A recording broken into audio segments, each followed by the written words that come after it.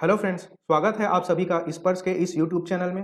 Current affairs के इस video series में आज हम छत्तीसगढ़ के परीक्षोपयोगी महत्वपूर्ण तथ्यों पर चर्चा करेंगे। इस वीडियो सीरीज में हम वीकली और मंथली करंट अफेयर्स पर चर्चा करते हैं और प्रश्नों के माध्यम से इनकी व्याख्या भी करते हैं। तो आइए आज का वीडियो शुरू करते हैं। आज का हमारा पहला प्रश्न है, Asian Thai boxing open championship में राज्य के कितने खिलाड़ियों का चयन भारतीय टीम में हुआ है? और हमारे विकल्प हैं 5, 7, 9 या 10। इस प्रश्न का सही जवाब होगा ऑप्शन नंबर बी, 7 खिलाड़ियों का चयन भारतीय टीम में हुआ है। और इन 7 खिलाड़ियों का नाम यहाँ पर आप स्क्रीन में देख पा रहे हैं। जागेश्वर डटसेना, मुक्तानंद साहू, रोहित जगने, अभिजीत रजत, दीपक बर्वे, कनिका चंद्राकर और डोमेश्वरी कौशिक। तो इन 7 खिलाड़ियों का नाम आप बिल्कुल ध्यान में रखिएगा और ये किस खेल से संबंधित है ये भी आप ध्यान में रखिए, क्योंकि अभी आप व्यापम के जो लगातार एग्जाम हुए हैं, साथ ही साथ जो आगामी सीजीपीएससी के एग्जाम है, उसमें बिल्कुल आपको खिलाड़ी का नाम देकर पूछा जाता है कि इन खिलाड़ियों ने छत्तीसगढ़ राज्य के लिए कौन सी प्रतियोगिता में पदक जीता है, या तो उनसे संबंधित खेलों के बारे में अवश्य ही पूछा जाता है। और एक चीज आपको और भी ध्यान रखना है कि इस चैंपियनशिप में छत्तीसगढ़ के खिलाड़ियों ने अपना उत्कृष्ट प्रदर्शन करते हुए 6 पदक भी जीते हैं, जिसमें 2 स्वर्ण और 4 रजत पदक शामिल हैं। बढ़ते हैं अगले प्रश्न की ओर। आज का हमारा दूसरा प्रश्न है, निम्न में से किस जनजाति पेय पदार्थ को बस्तरिया बियर की संज्ञा प्राप्त है? और हमारे विकल्प हैं ताड़ी, हड़िया, कोसमा या सल्फी। इस प्रश्न का सही जवाब है दोस्तों ऑप्शन नंबर डी, सल्फी। दोस्तों, सल्फी के रस को बस्तरिया बियर की संज्ञा दी जाती है बोलचाल में, और सल्फी इस पेय पदार्थ का हल्बी नाम है। इसी को अगर गोंडी भाषा में बोला जाए या गोंडी बोली में बोला जाए तो इसे कहा जाता है गोरगा। ये स्थानीय बोलियों के हिसाब से नामकरण चेंज होते रहते हैं, ये सब तथ्य आपको पता है। सल्फी के पेड़ में क्या किया जाता है, मिट्टी के एक पात्र को बांध दिया जाता है ना, और धीरे धीरे वो रस उसमें भरते जाता है और फर्मेंटेशन के कारण में इसमें थोड़ा सा एक नशा हो जाता है, जिसकी वजह से इसको क्या संज्ञा दिया जाता है, बस्तरिया बियर का संज्ञा दिया जाता है। साथ ही बस्तर के क्षेत्र के बहुत से लोगों का जीविकोपार्जन सल्फी के रस बेचने पर निर्भर करता है ना, यानी कि उनका इकोनॉमिक्स जो है सल्फी के रस पे डिपेंड करता है। इसलिए सल्फी के पेड़ को बस्तर के क्षेत्र में कमाऊ बेटे की भी संज्ञा दी जाती है। अभी हाल ही में एक अखबारों में लेख छपा हुआ था कि मधुमक्खियों के कारण में इस वर्ष सल्फी के रस के व्यापार करने वालों के जीविकोपार्जन में क्या आ रही है, दिक्कतें पैदा हो रही है, क्योंकि पैसा इकट्ठा नहीं हो पा रहा है। इसलिए मैंने इस तथ्यों को यहाँ पर इंक्लूड किया हुआ है, तो आप बिल्कुल ध्यान में रखिएगा। बस्तरिया बियर की संज्ञा किसे दी जाती है, सल्फी के रस को। बढ़ते हैं अगले प्रश्न की ओर। हमारा तीसरा प्रश्न है, हाल ही में छत्तीसगढ़ के दुर्लभ वाद्य यंत्रों से संबंधित किताब किनके द्वारा लिखी गई है? और हमारे विकल्प हैं अरविंद मिश्र, रविंद्रनाथ मिश्र, भगवान दास बघेल या डॉक्टर विनय पाठक। इस प्रश्न का सही जवाब है दोस्तों ऑप्शन नंबर ए, अरविंद मिश्र। दोस्तों, इस किताब का नाम रखा गया है वाद्य यंत्रों का गढ़, और इस किताब में राज्य के 84 दुर्लभ वाद्य यंत्रों का जिक्र किया गया है, जिसे सरकार के द्वारा स्कूली छात्रों को वितरित किया जाएगा। और क्योंकि आप सिविल सर्विसेज की तैयारी कर रहे हैं, चाहे आप सीजीपीएससी की तैयारी कर रहे हो या व्यापम की तैयारी कर रहे हो या छत्तीसगढ़ स्टेट में किसी भी विभाग में निकलने वाली भर्ती परीक्षा की तैयारी कर रहे हो, आप जब भी यह किताब आप तक पहुंचेगी, इस किताब से छत्तीसगढ़ के वाद्य यंत्रों के बारे में निश्चित तौर पर ही अध्ययन कीजिएगा। यहां से प्रश्न आने की संभावना बहुत अधिक है। चलिए बढ़ते हैं अगले प्रश्न की ओर। हमारा चौथा प्रश्न है, नीति आयोग द्वारा जारी आकांक्षी जिलों की रैंकिंग में विकास के मामले में कोंडागांव का देश में कौन सा स्थान है? और हमारे विकल्प हैं चौथा, पांचवा, सातवां या 10वां। इस प्रश्न का सही जवाब होगा दोस्तों ऑप्शन नंबर बी, 5वां स्थान। दोस्तों, यहां पर स्क्रीन पर आपको बहुत सारे महत्वपूर्ण तथ्य दिखाई दे रहे हैं जो कि आकांक्षी जिलों से संबंधित। सबसे पहले चीज तो आपको यही ध्यान में रखना है कि देश में वर्तमान स्थिति में कुल 112 आकांक्षी जिले हैं, और छत्तीसगढ़ राज्य की अगर बात करें तो इस 112 में से छत्तीसगढ़ राज्य में 10 जिले ऐसे हैं जो आकांक्षी जिलों में शामिल है। और ये तथ्य अभी हाल ही में सीजी व्यापम की आयोजित परीक्षा में पूछा गया था, और इस 10 जिलों का विवरण भी आपको दिया गया है। तो यहाँ पर आप देख पा रहे हैं 1 से लेकर 7 तक जो जिलों का नाम है उसको मैंने अलग कलर से लिखा हुआ है ना। मतलब ये पूरे के पूरे जो 7 जिले हैं ये कहाँ के हैं, आपके बस्तर संभाग के हैं।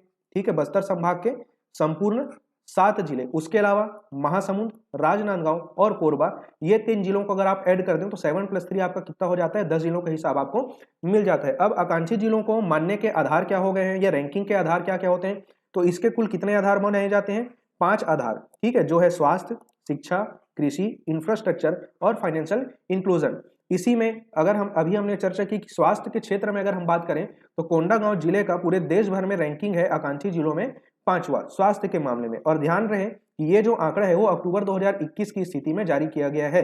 ठीक है, चलिए बढ़ते हैं अगले प्रश्न की ओर। हमारा 5वां प्रश्न है, राज्य में कोदो कुट की व रागी की समर्थन मूल्य पर खरीदी किस विभाग द्वारा की जाएगी? और हमारे विकल्प हैं कृषि विभाग, सहकारी सोसाइटी, वन विभाग या वाणिज्य विभाग। इस प्रश्न का सही जवाब है दोस्तों ऑप्शन नंबर सी, वन विभाग। दोस्तों आप सभी को बिल्कुल पता ही होगा कि छत्तीसगढ़ राज्य कोदो, कुटकी व रागी को समर्थन मूल्य पर खरीदने वाला या खरीदने की घोषणा करने वाला देश का पहला राज्य बना है। और इस तथ्य की चर्चा मैं अपने पिछले वीडियो में कर चुका हूं, जो हमारा साप्ताहिक पीडीएफ आप तक पहुंचता है, उसमें भी इस तथ्य की चर्चा की गई है। ये तथ्य हमारे टेलीग्राम में भी उपलब्ध है। तो आप सभी अभ्यर्थी जो नियमित रूप से अध्ययन करते हैं, मुझे इसका जवाब कमेंट बॉक्स में जरूर बताइएगा, ठीक है। चलिए अभी हम अपने प्रश्न पर चर्चा आगे बढ़ाते हैं। यहाँ पर मैंने लिखा हुआ है, वन विभाग के द्वारा, आप सबको पता है, कोदो, कुटकी व रागी की समर्थन मूल्य पर खरीदी की जाएगी, ठीक है। और यहाँ पर यह तथ्य भी लिखा गया है कि कोदो, कुटकी व रागी का समर्थन मूल्य पर खरीदी करने वाला छत्तीसगढ़ देश का पहला राज्य होगा। तो ये तथ्य आगामी परीक्षा क्रम की दृष्टि से बहुत ज्यादा महत्वपूर्ण है। और साथ ही आपको यह भी ध्यान में रखना है कि समर्थन मूल्य कितना है, चाहे वो प्रति क्विंटल में हो या प्रति केजी में, आपको बस ध्यान रखना है, ठीक है, जो आप मुझे कमेंट बॉक्स में बिल्कुल बताएंगे। चलिए बढ़ते हैं अगले प्रश्न की ओर। हमारा छठवां प्रश्न है, हाल ही में राज्य सरकार द्वारा शुरू की गई नवा जतन योजना किस क्षेत्र से संबंधित है? और हमारे विकल्प हैं स्वास्थ्य, शिक्षा, कृषि या व्यापार। इस प्रश्न का सही जवाब होगा दोस्तों ऑप्शन नंबर बी, शिक्षा के क्षेत्र से। दोस्तों आप सभी को पता है, सभी बच्चों की पढ़ाई पर गहरा असर पड़ा है, सबका बहुत लॉस हुआ है।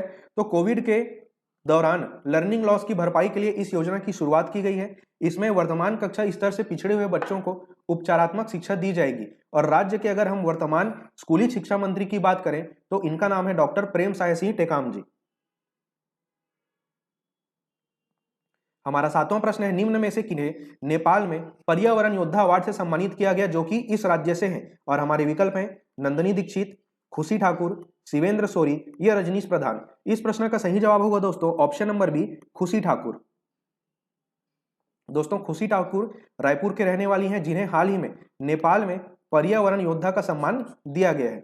बढ़ते हैं अगले प्रश्न की ओर। हमारा आठवां प्रश्न है, डिजिटल ट्रांसफॉर्मेशन स्टोरीज की किताब में राज्य के कितने योजनाओं व नवाचारों को स्थान दिया गया है? और हमारे विकल्प हैं 3, 4, 5 या 6। इस प्रश्न का सही जवाब होगा दोस्तों ऑप्शन नंबर ए, 3 योजनाओं को।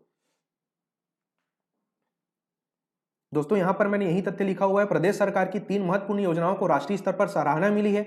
और ये 3 योजना है बुलटू के बोल, डीजीपे सखी और गोधन न्याय योजना। हमारा 9वां प्रश्न है, राज्य में संचालित ई मानक पोर्टल किससे संबंधित है? और हमारे विकल्प हैं लघु अनुपज की खरीदी बिक्री से, सी मार्ट में उपलब्ध उत्पादों की ऑनलाइन बिक्री से, लघु और सूक्ष्म उद्योगों की उत्पादों की बिक्री से या राज्य की योजनाओं की जानकारी प्रदान करने से। इस प्रश्न का सही जवाब होगा दोस्तों ऑप्शन नंबर सी, लघु और सूक्ष्म उद्योगों की उत्पादों की बिक्री से। और इसके लिए बनाया गया है क्या? ई मानक पोर्टल।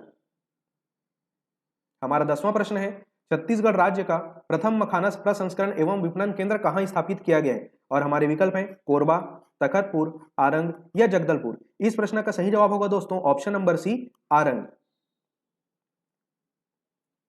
दोस्तों मखाना मुख्यतः बिहार के मिथिला क्षेत्र का उत्पाद है। इसी उत्पाद का यानी मखाना प्रसंस्करण और विपणन केंद्र खोला गया है आरंग में, जो कि छत्तीसगढ़ राज्य का प्रथम मखाना प्रसंस्करण और विपणन केंद्र होगा। आपसे कल को यह भी प्रश्न पूछा जा सकता है कि यह मखाना प्रसंस्करण और विपणन केंद्र कौन से जिले में बनाया गया है? तो जब जिले की बात की जाएगी तो आपका जवाब होगा रायपुर जिला। बढ़ते हैं अगले प्रश्न की ओर। हमारा 11वां प्रश्न है, India today state of states 2021 में most improved state in environment award किस राज्य को दिया गया? और हमारे विकल्प हैं मध्य प्रदेश, ओडिशा, मणिपुर या छत्तीसगढ़। इस प्रश्न का सही जवाब होगा दोस्तों ऑप्शन नंबर डी, छत्तीसगढ़ राज्य को।